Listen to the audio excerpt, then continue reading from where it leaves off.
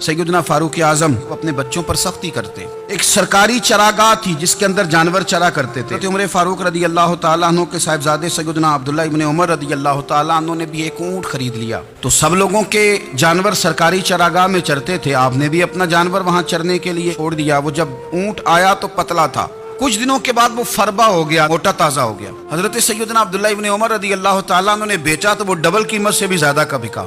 हजरत सैयदना फारूक आजम रदी अल्लाह तआला अन्हु को पता चला तो बुलाया, फरमाया पुत्र ऊँट बेच दिया है?